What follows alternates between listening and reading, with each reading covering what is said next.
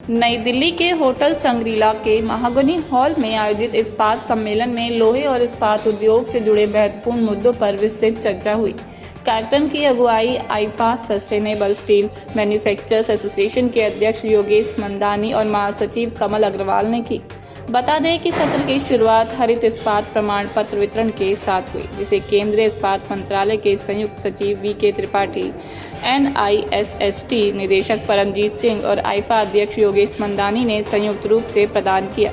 इस दौरान कई इस्पात संस्थानों को पर्यावरण अनुकूल उत्पादन और उत्कृष्ट योगदान के लिए सम्मानित किया गया।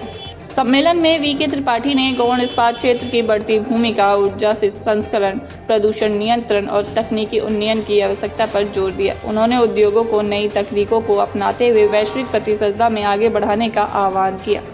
कर विशेषज्ञ विमल जैन ने परामर्श और कर व्यवस्था पर प्रस्तुति दी। उन्होंने वर्तमान पर ढांचे, उद्योग की चुनौतियों और समाधान पर विस्तार से जानकारी देते हुए समयबद्ध अनुपालन की आवश्यकता बताई। आईफा महासचिव कमल अग्रवाल ने सभी अतिथियों और प्रतिनिधियों का आभार व्यक्त करते हुए कहा कि संगठन उद्योग विकास, संवाद और शोध के लिए निरंतर कार्य करता रहेगा।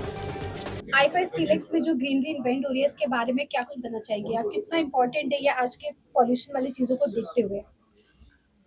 ये तो जो UNFCCC का कन्वेंशन हुआ था, उसमें COP26 में अपने प्राइम मिनिस्टर ने ही एक प्रॉमिस किया था कि हम लोग 2070 तक नेट जीरो हो जाएंगे। तो इसमें डिसाइड ये हुआ था कि हिंदुस्तान, क्योंकि पर कैपिटा उसका एमिशन काफ़ी कम है वर्ल्ड एवरेज से, ऑलमोस्ट 1/3 है, तो हम लोग 2070 तक का एक टाइम लिया गया था कि तब तक नेट जीरो होंगे। उसमें कुछ इंडस्ट्रीज हैं जो जिससे एमिशन काफ़ी ज़्यादा होता है, उसमें स्टील एक है, तो स्टील के लिए बहुत ज़्यादा फोकस है और सेकेंडरी स्टील इसमें काफ़ी काम कर रहा है। तो ये ओवरऑल कंट्री के लिए जो टारगेट है उसको पूरा करने में बहुत ज़्यादा सपोर्ट करेंगे। आईफा का हमने मतलब आईफा स्टीलेक्स पे बहुत ज्यादा नाम सुना और ये हर समय कुछ ना कुछ करता रहता है स्टील के चीजों में, प्रोडक्ट के लिए।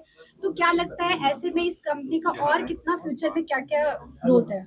इनको अभी मैंने एक टारगेट दिया है कि जो हम baseline green house gases emission का सर्वे करा रहे हैं, उसमें जो भी छोटे प्रोड्यूसर्स हैं जो अभी उतना ढंग से उसको नहीं अंडरस्टैंड कर रहे हैं, उसको उनको इंटीग्रेट करें, उसमें जिससे वो कोऑपरेट करें और अपना जो रियल डाटा है वो दें, जिससे हमें करेक्ट इनपुट मिलेगा और उस ढंग से हम लोग फिर पॉलिसी फॉर्मुलेशन पे काम करेंगे।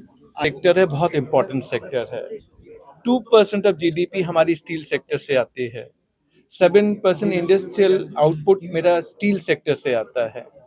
जब GST का कलेक्शन आप स्टील सेक्टर से देखेंगे तो 50,000 करोड़ का GST का कलेक्शन स्टील सेक्टर से आ रहा है। डायरेक्ट एम्प्लॉयमेंट 6 लाख लोग, इनडायरेक्ट एम्प्लॉयमेंट 20 लाख लोग स्टील सेक्टर से आ रहे हैं। जब हमारे ऑनरेबल प्राइम मिनिस्टर और फाइनेंस मिनिस्टर इंफ्रास्ट्रक्चर की बात करते हैं, जहां पे 11 लाख करोड़ का बजट है इस यूनियन बजट में, आप स्टील के बिना सोच भी नहीं सकते। Steel is the basic raw material, चाहे वो कंस्ट्रक्शन हो, रेलवे हो, एयरपोर्ट हो, एविएशन हो, आपका ऑटोमोबाइल हो, आप कुछ भी उठा लीजिए, यानी रॉ मटेरियल अगर देखें तो steel is the raw material. तो आज हमने जो डिस्कस किया कि स्टील सेक्टर 2030 तक जो हम टारगेट लेके चल रहे हैं 300 मिलियन टन, इसको 400 मिलियन टन कैसे बनाया जाए। आज GDP हमारा 6.5% से ग्रो कर रहा है, बट स्टील सेक्टर की ग्रोथ उससे कहीं ज्यादा है। अगर हम इंडिया में देखें तो इंडिया में स्टील की demand is much higher comparing the production which we are making. तो स्टील सेक्टर के लिए अपॉर्चुनिटी हम सबके लिए बहुत ज्यादा है।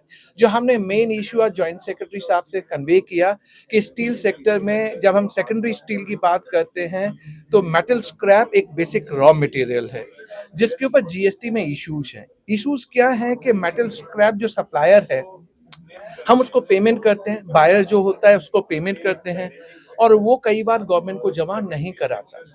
गवर्नमेंट क्या सेक्टर है, बहुत इंपॉर्टेंट सेक्टर है। ये आईफा जो प्रयास कर रहा है वो तो इंडस्ट्री में पहल क्या बहुत उज्जवल भविष्य बना रहा है। और आज हमने जो डिस्कशन किया और जो पहले से करते आ रहे हैं, GST की समस्या जो हमारी है उसके ऊपर हमने जो स्टील मिनिस्ट्री तक अपनी आवाज हमारी सुनी गई साहब ने, और उसके ऊपर आगे कार्रवाई करने का आश्वासन दिया।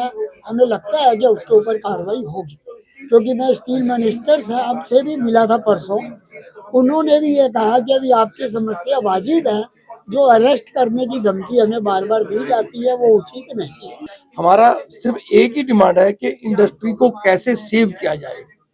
हमें कोई मतलब नहीं है 18% है, 20% है, 25% है।